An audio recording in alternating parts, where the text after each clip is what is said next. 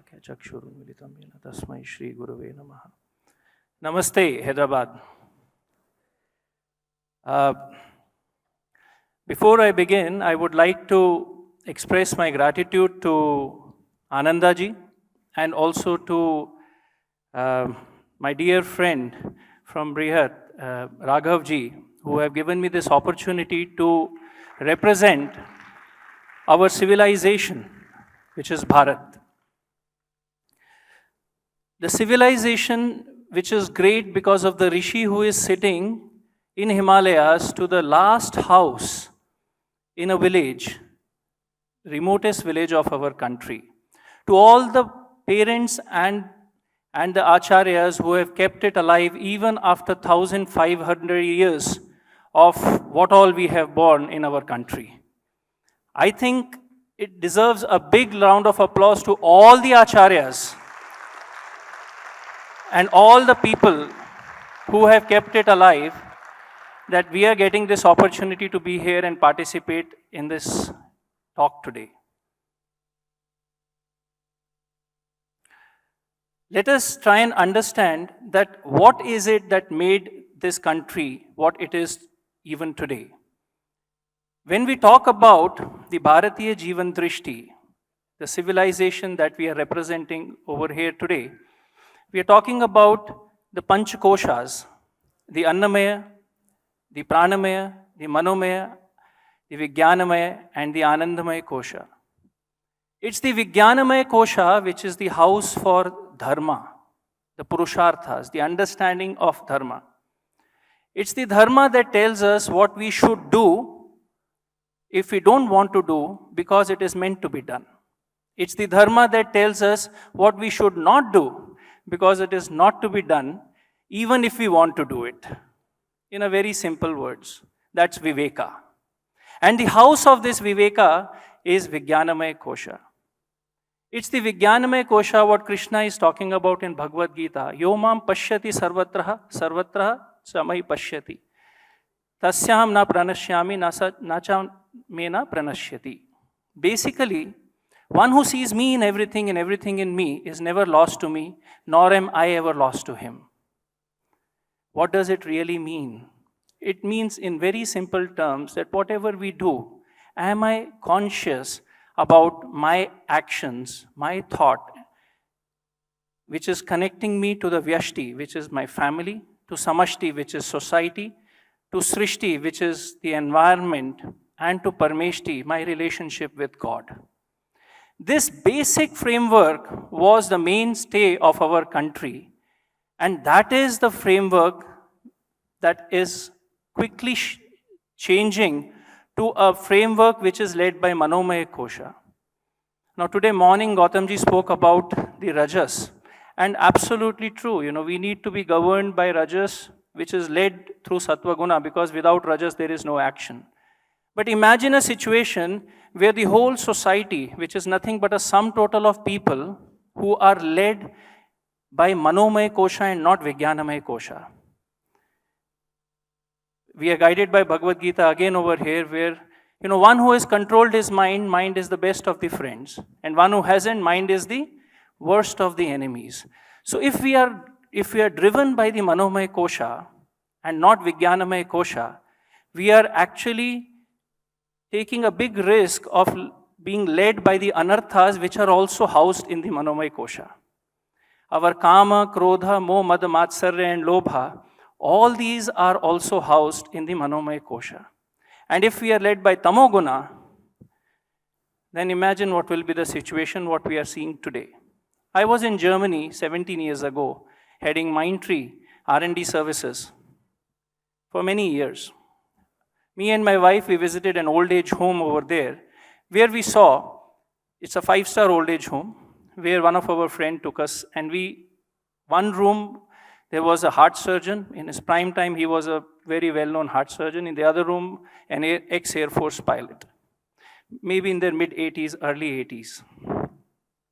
And when we went there, she was supposed to go inside the room, not be there more than 3 minutes, come out. We know Germany very well. They're very particular about time. You can set your watch if the bus comes. So So that is the precision they talk about. What she's supposed to do when she goes in over there, she's meant to check whether all the parameters are good, the person is healthy, check the blood pressure, check the health, and come out.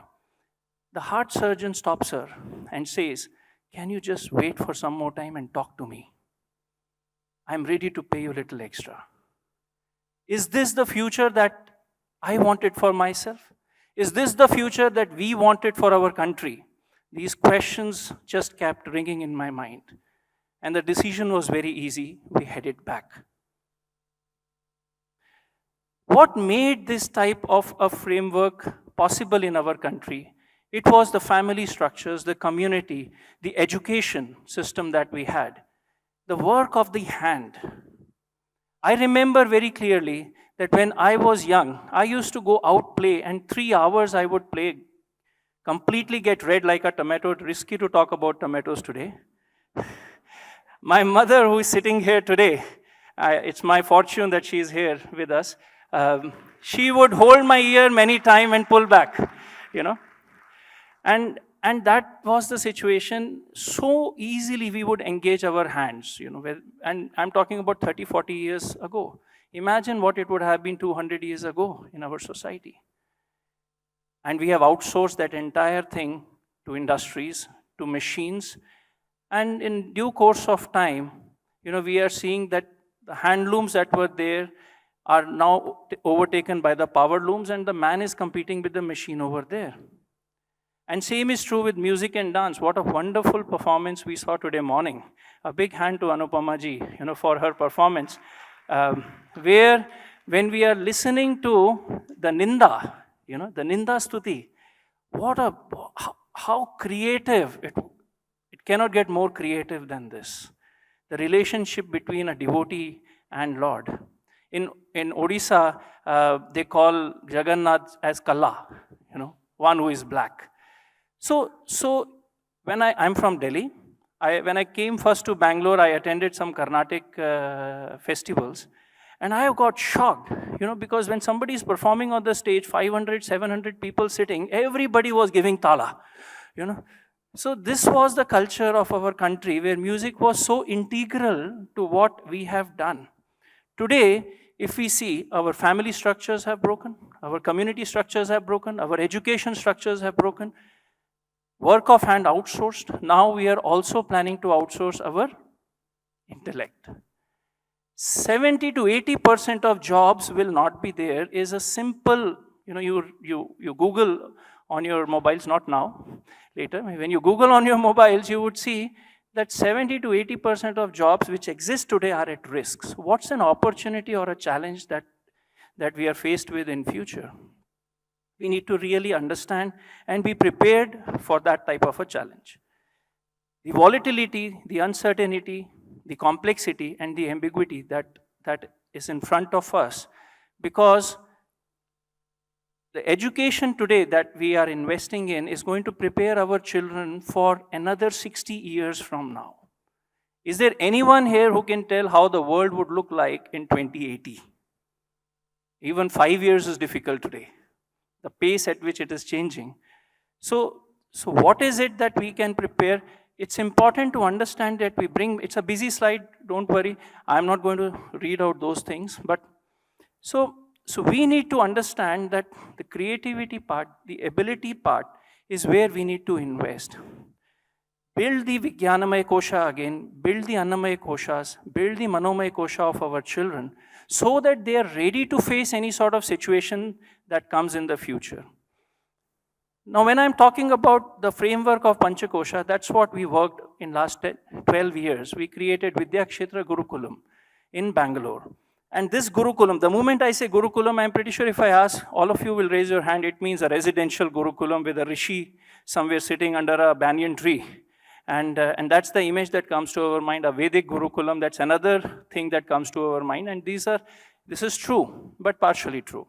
There were many Vedic Gurukulas, but there were also Vidyalayas, there were also Pathashalas, there were Agraharas, there were Vidyapithas, there were Vishay Gurukulams. In 1805, our country had more than 5 lakh such institutions. Where are all of them gone? Today, in the name of Gurukulas, only Vedic Gurukulas are remaining. That too, out of 1,000 shakhas, we have only 11 remaining today in our country. Hats off to their effort that still something is alive, but at the same time, some people have to stand up and work on creating this upper stack again so that our future generations can get access to our own education system. 75 years after independence, now we are looking at, there is an environment over the last few years that we are talking about panchakoshas in our national education policy. So again, a round of applause that at least, we are hearing these words in the environment that we are about the education system. So Vidyakshetra, we created this panchakosha model where the pedagogy, the curriculum, everything is part of this curriculum, which we made over the last 12 years. What does that mean? It means that it's not just that, students from such education system or a Gurukula education system can only become a Purohita or a teacher. It also means that students who come out of this education system can actually become a doctor, can become a painter, can become a farmer, and can become an engineer. So this sort of system is very important to be built, the Vidyalaya and the Pathshala model for our country. At Vidyakshetra, we focus on 3 dimensions, which is the Ichha Shakti, the Kriya Shakti, and the Jnana Shakti. If we see, our Vedas also are divided into 3 parts. The Karma Kanda, the Jnana Kanda, and the Upasana Kanda. So it's nothing new what I am sharing over here. This is the system that India has always had. We just lost it over the last 200 years. So these subjects are divided into 3 parts where we work with students every day. 1 hour of agriculture students do at Vidyakshetra. When they work with the soil, that's when you build the relationship. See, it's very simple to know. When a mother and a child has a relationship, nobody would exploit each other. A friend with a friend will not exploit each other. Why? Because we feel related. How many of our children are doing any work with Mother Earth today? No, very few. And then we expect them to feel related to Mother Earth. So you have to actually go and dirty your hands in the soil. You have to make 250 meters cloth, what we made last year on handlooms at Vidyakshetra. It's part of our vision that we want in next 5 years to have 5,000 meters cloth made in 5 different designs in Vidyakshetra for all our students and teachers.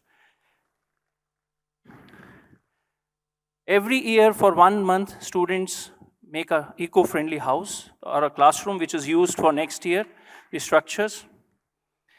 Pottery. I once heard a parent talk to the child, "Tere mein patience nahi hai." What does that mean for a 7-year-old child? What do you mean, mummy? What do I understand from the word patience? No, focus. What do you mean by focus? These are very abstract words for children. Children learn by doing. It's very simple to understand. When they make a pot on a wheel, if you are not having your focus and your hand just goes off, that whole thing is gone. Similarly, when you are making thread, using your charkha or spindle, if anybody has made over here, if your hand and your head is not coordinated, you cannot make a thread. So this is how we develop these qualities in the Vijnanamaya Kosha of children, that the focus, concentration, creativity. When they play yoga for health, their Annamaya Kosha needs attention. Our children, the number of diseases, how many diseases around which were far, very rare, I remember when I was young, one of my uncle had asthma and he came to Hyderabad for the fish treatment. Today if that happens, I think Hyderabad would get flooded because every house has an asthma or a bronchitis or a wheezing problem. So these are some challenges that are there in front of us, which we really need to look into. The Ichha Shakti, where we are talking about the feeling realm of the children, creativity, aesthetics, beauty. All these are something which are so abstract. If we don't invest in teaching our children, the future generations, how are they going to learn? That is the reason why in our Parivar Parampara and in our Gyan Paramparas, these things were given special focus and structurally built through music. So at Vidyakshetra, we have Shastriya Sangeet, we have Tabla, Bharatnatyam, flute, and we have paintings. which happen. And each of these activity, by God's grace, is conducted by a professional artist. So none of this is done if somebody has a hobby to do, because then if somebody is in IT and doing painting and teaching painting, the student also learns, I can go to IT and then and do painting. Our objective is also that we want painters, Doesn't our country need farmers? Doesn't our country need painters, musicians, dancers? And it's important to think in detail and in subtlety that, each professional should be the one who is teaching the student. And that's what we are trying to achieve over here. The Jnana Shakti, where we have built a curriculum, more than 250 experiments in science, which students are taken through. Both the components in that, whether it is the contemporary science and the traditional sciences are covered, the mathematics and the geometry. I would like to take two examples over here where the seva and the karma, how we have integrated it in our sciences and in our mathematics. So seva, all of us would have heard about photosynthesis, where tree produces food and through the help of leaves, where there is green leaves, there is minerals, water, soil, and sunlight getting involved. Now, all of us have learned photosynthesis in our school, but how many of us ever questioned whether it is correct or complete? It is correct what we learned. There is no problem in it, but it is incomplete. Again, coming from the mindset of, vyavahara and leaving the paramartha outside. We want things, but we are not looking at the spiritual dimension of it. The matter is important to us, but not the spirit. When photosynthesis does not happen, isn't that an equally important part? In North India, in Himalayas, where it snows, there are no leaves on the trees in winter. Because if the leaves would have been on the tree would die. There is no sunlight. So one season before winter, the leaves shed themselves in order to save the tree. And there is no photosynthesis happening during that time. What better example in seva than this? What we see in our environment. Similarly, we have created a curriculum of geography where students learn about Vidyakshetra in the environment, the lakes in Bangalore, the rivers in Karnataka, and then the southern part of India, Telangana, Andhra, Kerala, Tamil Nadu, Karnataka. Going to the middle part, Odisha. On 18th of October, 18th of August, we are going to Odisha. And then North India, Himalayas and Rajasthan. So when they go on such trips, they interact with people. It's a culture of our country coming live for them. They interact, they stay with them, they have the same food, they understand their clothing, the diversity that our country is lucky to have. This is small work from student without scale and compass. This is with compass. This is geometry. All of us would have done it, a hexagon.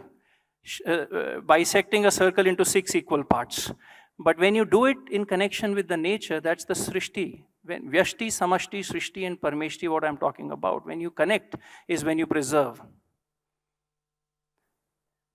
The students, 4 of them who are with us, 18-year-old sitting over here, they have gone through this education over last 8 years. When a student goes through such an education, it's very clear for them what they want to do in their life. It's not any more confusing because they have been exposed to 24 subjects in all 3 different dimensions. We tie them with a mentor in each of their area of vritti, and they continue in that direction. For example, one of the students, senior most, wants to become a design expert and textile expert. So we have tied the student along with a fine arts professional, a musician, a potter, and a weaver. Similarly, there is a person who wants to do in civilisational studies, further studies. We are very lucky that Shiv Kumar ji, Raghav Krishna ji, Pankaj Saxena ji and Sahana ji are with us in this journey at Vidyakshetra, and my gratitude to all of them that they are anchoring the civilisational studies curriculum at Vidyakshetra. Like that, so Bharatiya Jivan Drishti is the other part along with vritti that students go through, in which civilisational studies, sociology, which is samaj vyavastha, arth vyavastha, which is economics. All these subjects are taught along with Sanskrit and English. So students at Vidyakshetra speak 4 languages very fluently: Sanskrit, Kannada, English, and Hindi. Today we are 120 students at Vidyakshetra, more than 35 acharyas who are part of this journey. It's an effort which has taken us 12 years. It's important to know that it's a time for a revolution and not evolution. So my request over here is, I would end with a short story. Madan Mohan Malviya ji came to Hyderabad when he was going to start Banaras Hindu University. So Hyderabad is very special in that context. I believe that this story personally might not be true, but still nonetheless I'm sharing it. It really serves a purpose here. He visited the Nizam, and Nizam, when he got to know that Madan Mohan Malviya ji wants to start a university, he got angry and he threw his shoe at him. He took that shoe and auctioned it and started Banaras Hindu University. Now I am not looking at you all throwing your shoes over here, but at least walking along with them in this journey. It's not easy to walk alone, or few of us, some of us just walking in this journey. It's a Herculean task. What we have lost in 200 years, at least we need 20 years and 2 generations. Each one of us sitting here and today who all are there in our country to come forward so that this civilization that is speaking, I would say screaming today, that to save this civilization, to protect it and to bring where it is today, thousands and thousands of people have given their time and blood and sweat. Let us give her back her pride. Let's walk together. Thank you very much.